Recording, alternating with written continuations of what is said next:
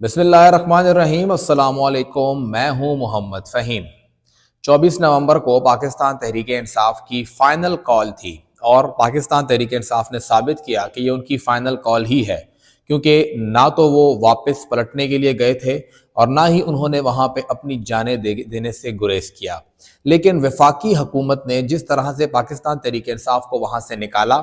ہر کسی کو پتا ہے کہ یہ انتہائی بدترین طریقہ تھا اور پاکستان کی تاریخ میں ایسا طریقہ کسی نے بھی اختیار نہیں کیا تھا۔ پاکستان تحریک انصاف کے خلاف جو کارروائیاں ہوئیں اسے بڑی حد تک فیڈرل گورنمنٹ نے بڑے اچھے انداز سے ہینڈل کیا۔ نہ تو لاشوں کی ڈیٹیل باہر نکل سکی، بلکہ پاکستان تحریک انصاف کی جانب سے سامنے آنے والے متعدد بیانات وفاقی حکومت کے حق میں گئے۔ کوئی 278 کہہ رہا تھا کہ اتنے لوگ شہید ہوئے، کوئی سینکڑوں کہہ رہا تھا، کوئی 50 اور آخر میں بات 12 شہداء پر آ گئی۔ حتیٰ کہ وہ 12 شہداء بھی اس طرح سے کنفرم نہیں ہو رہے تھے کہ یہ وہیں پہ شہید ہوئے ہیں جس طرح پاکستان تحریک انصاف چاہ رہی تھی، لیکن وفاقی حکومت نے جس طرح سے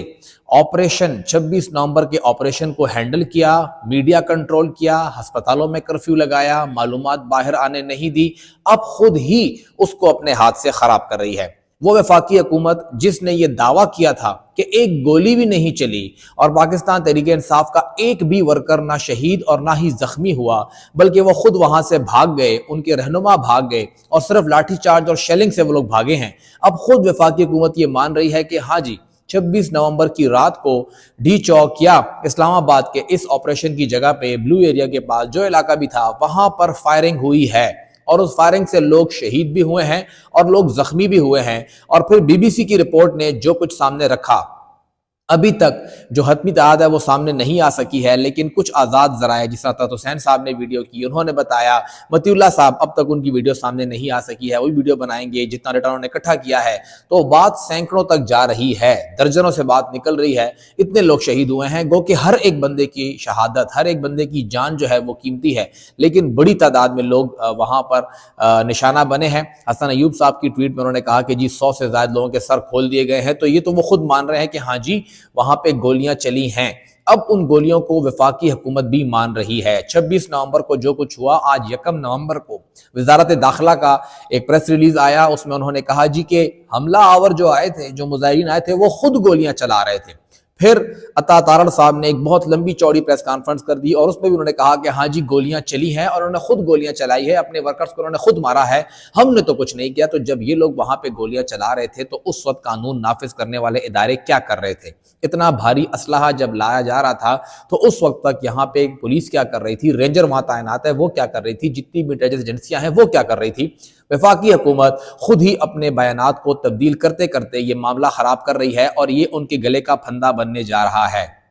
رینجرز اہلکار جو شہید ہوئے اس کے حوالے سے اعجاز سید صاحب نے کہہ دیا کہ وہ جس بندے نے گاڑی ماری ہے اس کا تعلق پی ٹی آئی سے ہے ہی نہیں، تو پورا بیانیہ جو پی ٹی آئی کے خلاف اب تک بنا ہوا تھا اور فیڈرل گورنمنٹ اس کو کیش ان کر رہی تھی، جو کہ صحافی ان کے ہیں وہ بڑے اچھے طریقے سے اس کو لے کے چل رہے تھے، اب وہ آہستہ آہستہ خراب ہوتا جا رہا ہے اور شاید سچ کو زیادہ عرصہ جو ہے وہ روکا نہیں جا رہا۔ پاکستان تحریک انصاف کی بہت سی باتیں اب یہاں پہ درست ثابت ہونے جا رہی ہیں اور ثابت ہو رہی ہیں، اب دیکھنا یہ ہے کہ کتنی ثابت ہوتی ہیں۔ جو 12 شہداء ان کے ہیں وہ تو ہیں، لیکن پاکستان تحریک انصاف یہ بھی کلیم کرتی ہے کہ ان کے ہزاروں لوگ غائب ہیں۔ جو اطلاعات آ رہی ہیں اب تک ان کے پاس جو ڈیٹا کمپائل ہو رہا ہے وہ بات ہزاروں میں نکل چکی ہے کہ ان کا معلومات ہی نہیں کہ وہ بندے کدھر ہیں، یا پولیس نے اریسٹ کیا ہے یا وہ زخمی ہے یا وہ قتل ہو چکے ہیں، کچھ پتہ نہیں ہے کہ وہ کہاں ہیں۔ پولیس کلیم کرتی ہے کہ ان کے پاس 900 سے زائد لوگ ہیں، 1000 کے قریب لوگ ہیں انہوں نے اریسٹ کیا ہے، تو باقی لوگ پھر کدھر ہیں؟ پاکستان تحریک انصاف کو اب اپنے ان ہزاروں ورکرز کی جو فکر ہے وہ لاحق ہو گئی ہے کہ آخر وہ ہیں کدھر؟ یا تو وہ مسنگ پرسن ہے، جس طرح اسپیکر صاحب نے کہا اسمبلی کے اندر بابر سلیم سواتی نے کہ ایک بہت بڑی تعداد میں مسنگ پرسن جو ہیں وہ شامل ہو گئے ہیں، تعداد بڑی ہے مسنگ پرسنز کی، یا تو پی ٹی آئی کے ورکرز ایک بڑی تعداد میں مسنگ پرسن ہو گئے ہیں اور یا پھر پی ٹی آئی کے ورکرز جو ہیں وہ دنیا میں نہیں ہیں، لیکن حقیقت کیا ہے یہ کسی کو پتہ نہیں ہے۔ تمام جو صحافیوں سے میری بات ہوئی اسلام آباد کے اندر وہ واضح کر رہے ہیں کہ جو دونوں ہسپتال تھے وہاں پہ اسلام آباد کے پیمز تھا یا پلونی کلینک تھا، وہاں پر صحافیوں کو ایکسیس نہیں تھی، ایکچوئل ڈیٹا وہاں سے سامنے نہیں آ سکا ہے. بلٹ انجری تھی وہاں پہ, لوگوں کو لایا گیا تھا. پہلے حکومت ڈینائی کرتی رہی کہ بلٹ انجری نہیں ہے, اب حکومت کہتی ہے کہ ہاں بلٹ انجریاں ہیں اور بلٹ ہم نے نہیں چلائی, اوروں نے چلائی ہے. تو یہ بھی کافی حیران کن طریقے سے یہ باتیں سامنے ہو رہی ہیں اور حکومت فیڈرل گورنمنٹ اپنا کیس خود ہی خراب کر رہی ہے. عطا تارڑ صاحب یہ کلیم کرتے ہیں کہ مراد سعید صاحب سابق وفاقی وزیر مواصلات اس وقت وزیر اعلیٰ خیبر پختونخوا کے ہاؤس میں ہیں, یعنی وہ پشاور میں ہے اور وزیر اعلیٰ ہاؤس کے اندر بیٹھے ہوئے تمام معاملات دیکھ رہے ہیں. انہوں نے یہ بھی دعویٰ کیا کہ جو احتجاج تھا وہ اس سی ایم ہاؤس سے جب علی امین صاحب نکلے تو انہی کے ساتھ مراد سعید صاحب بھی نکلے اور انہوں نے مسلح جتھوں کو لیڈ کیا جنہوں نے وہاں جا کے یہ فائرنگ کی. مراد سعید صاحب جب وہ سینٹ انتخابات کے لیے اپنے کاغذ جمع کروا رہے تھے تو جس دن ان کے کاغذ جمع ہونے ہوتے تھے حکومت تھی یہاں پہ پی ٹی آئی کی, پی ٹی آئی گورنمنٹ میں بیٹھی ہوئی تھی اور یہ تمام ادارے, حساس ادارے ہوں, ہمارے پولیس ہو, ہمارے انٹیلیجنس ہو, جتنے بھی لوگ ہیں وہ سب پشاور ہائی کورٹ کے باہر آرام سے 200-250-300 بندہ وہاں اکٹھا تھا کہ جس دن یہ بندہ آیا ہم نے اس کو اریسٹ کرنا ہے, بندے کو اٹھانا ہے. اطلاعات یہ تک آئی تھی کہ مراد سعید اگر چیف جسٹس کے چیمبر میں بھی ہوگا تو اس کو وہاں سے بھی اٹھایا جائے گا, وہاں بھی نہیں چھوڑا جائے گا, ہمیں یہ بندہ چاہیے. تو اتنا وانٹڈ بندہ ہے. اور پھر عطا تارڑ صاحب کہتے ہیں کہ جی ہم وزیر اعلیٰ ہاؤس پہ ریڈ نہیں کرتے, وہ بھی جانتے ہیں کہ مراد سعید یہاں پہ نہیں ہے, صرف وہ ایک بلف کھیل رہے ہیں, ایک کوشش کر رہے ہیں کہ شاید کہیں سے نکل آئے, کہیں سے بات سامنے نکل آئے, لیکن وہ بندہ نکلنے والا نہیں ہے. جہاں کہیں بھی ہے اس کی ہمشیرہ کے گھر چھاپے پڑے ہیں, ان کے رشتہ داروں کے گھر میں چھاپے پڑے ہیں, ان کو پکڑنے کے لیے ہر ممکن کوشش ہوئی ہے, اس کے ساتھیوں پہ چھاپے پڑے ہیں, اور پھر آخر میں جا کے جو ہائی کورٹ ہے وہاں پر اس کے آنے کی اطلاع تھی کہ وہ آئے گا, اور جب بھی اس کے آنے کی اطلاع ہوتی اس کے والد صاحب آئے, اس کے لیے درخواست جمع کرائی کہ اس بندے کو بیل مل جائے, لیکن وہ وہاں نہیں تھا. تو یہ جو عطا تارڑ صاحب ہیں وہ خود ہی اپنے لیے مسائل بنا رہے ہیں, گولیاں بھی ایکسیپٹ کر رہے ہیں کہ چلی ہے, اور پھر اس کے بعد یہ بھی مان رہے ہیں کہ جی ایک ہائی ٹارگٹ بندہ, ہائی ویلیو بندہ ہے, وانٹڈ بندہ ہے مراد سعید, وہ سی ایم ہاؤس میں ہے, سی ایم ہاؤس سے وہ نکلتا ہے, ڈی چوک تک جاتا ہے, پھر ڈی چوک سے واپس سی ایم ہاؤس آتا ہے, اور ہمارے ادارے کچھ بھی نہیں کر پا رہے ہیں اس بندے کو پکڑنے کے لیے, جس کے لیے ہمارے اپنے ادارے انتہائی زیادہ کوشش کر رہے ہیں کہ وہ انہیں ملے. تو عطا تارڑ صاحب شاید ضرورت سے زیادہ بول رہے ہیں اور نقصان دے رہے ہیں اپنے ہی حکومت کو, اپنے ہی اداروں کو. بولنا چاہیے, حق ہے ان کا, وزیر اطلاعات ہیں, لیکن ایسی معلومات جو سب کو پتا ہو کہ یہ بھونڈی ہے, سب کو پتا ہے کہ ایسا ممکن نہیں ہے. یہاں پہ جو مراد سعید ہے وہ موجود نہیں ہے, تو پھر شاید اتنی بات کرنا عطا تارڑ کو فائدہ نہ دے بلکہ بہت نقصان دے گا ان کی حکومت کو.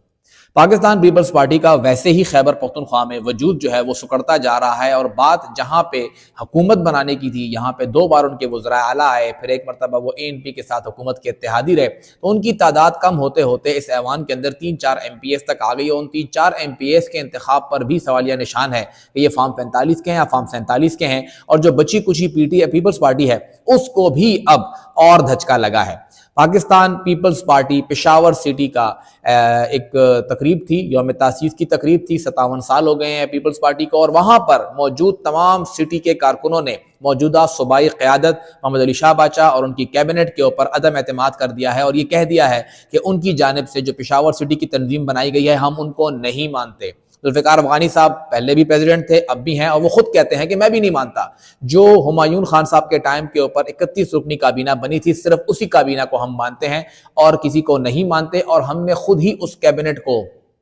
ان کارکنوں نے خود ہی اس کو بحال کر دیا ہے, اور اس کیبنٹ کا اجلاس بھی انہوں نے بلا لیا ہے 5 دسمبر کو. یہ کہا ہے کہ 10 دسمبر تک محمد علی شاہ باچا صاحب کی جو صوبائی کیبنٹ ہے وہ اسی سٹی کیبنٹ کو نوٹیفائی کرے جس کا یہ کارکن مطالبہ کر رہے ہیں, ادروائز احتجاج ہوگا اور دمادم مست قلندر ہوگا. پشاور میں احتجاج ہوگا, زرداری ہاؤس کے باہر, اسلام آباد جائیں گے وہاں احتجاج کریں گے. تو پیپلز پارٹی کے اندر کے حالات بھی اچھے نہیں ہیں, گو کہ یہ بہت اچھا پاور شو تھا, ایک بڑی تعداد میں ورکر اکٹھے ہوئے, اور بتایا گیا کہ پیپلز پارٹی میں اب بھی دم خم ہے, اگر کوئی اس کو طریقے سے لیڈ کرے تو اس کے اندر دم خم ہے. لیکن اگر دیکھا جائے تو امید کی جا رہی تھی کہ گورنر فیصل کریم کنڈی صاحب کے آنے کے بعد پیپلز پارٹی خیبر پختونخوا میں مضبوط ہوگی, لیکن وہ کمزور ہوتی جا رہی ہے, اور اس سے پہلے بھی 2-3 ممبران نے استعفیٰ دیا, خصوصاً جب چیمبر کا الیکشن ہوا تو تب بھی ایک سینئر نائب صدر نے استعفیٰ دے دیا کہ بس جی اب ہم یہاں پہ اور اس پارٹی کے ساتھ یا اس عہدے کے ساتھ میں نہیں رہتا, پارٹی کی جو قیادت ہے وہ ٹھیک طریقے سے اس کو لیڈ نہیں کر پا رہی ہے. تو پیپلز پارٹی کے اندر توڑ پھوڑ بڑھتی جا رہی ہے. گورنر صاحب